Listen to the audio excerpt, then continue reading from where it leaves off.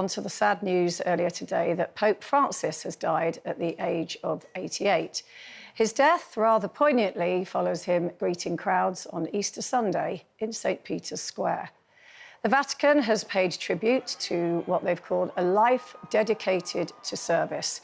And King Charles has said that he and Queen Camilla have heavy hearts following his passing. Mariella, he was quite a progressive pope, wasn't he? I mean, obviously, that's in context, isn't it? I mean, first of all, I think, 1.6 billion Catholics out there who are mourning today, so our sympathies for them. And I think he was, in many ways, I'm an atheist, so I'm unmoved on a religious front. But I mean, I think he did an awful lot of good. He said that women make better managers than men and have done since the Garden of Eden. He said, who am I to judge when talking about gay Catholics? He was very supportive of the experiences of migrants and said that, his family were a migrant family. They emigrated to Argentina. And, of course, he put a lot of women in positions of power within the Vatican, obviously not as priests and so on.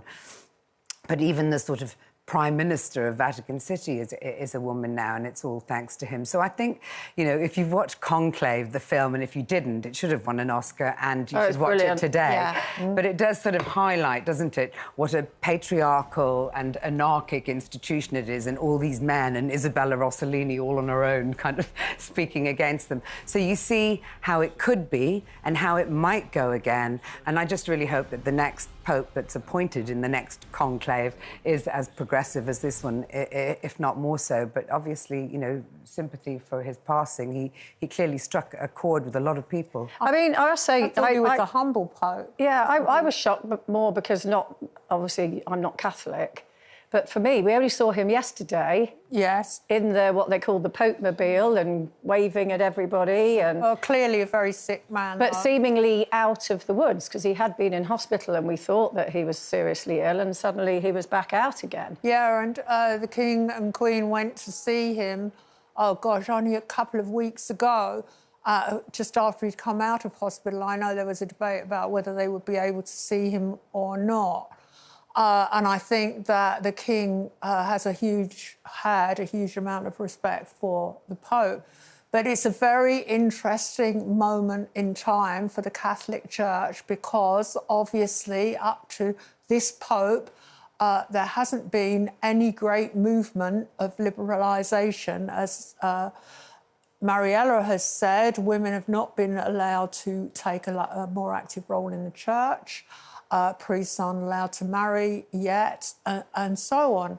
And what's interesting is that at the same time as the Catholic Church is going to go through the torturous process of choosing a new spiritual leader, the Church of England is facing the same dilemma because since the Archbishop of Canterbury, Justin Welby, stepped down earlier this year, the process for choosing the head of the Church of England is equally tortuous. Yeah. So you're saying we're rudderless? Well, I feel the Church of England is rudderless at the moment, and I find that very distressing. Well, it's a tough job, finding someone that can take it on. And as someone who is brought up in the Church and is, believes in the power of a church, whether it's my church or the Catholic Church, to change society, I think that we're at this moment in time where both of these major world religions are crying out for strong leadership. And they must surely face up to the fact that 50% of the world is female and we deserve perhaps a better role. Yeah, it is a tricky job because, as you say, there's like 1.4, 1.6 billion Catholics. I think there's about 3 billion Christians worldwide. Yeah. Finding somebody that can represent them, you can't please all of the people all of the time, and you're going to say some things that upset some of them and don't upset others, and it's a tricky road. Denise, where do you stand on? I mean, pretty much echoing what Mariella said, and Janet to a degree. I can't be moved by the man's death because I'm an atheist and I didn't know him and he's an old man who died. But obviously his death has affected... Well, he is. And I can't pretend that I'm...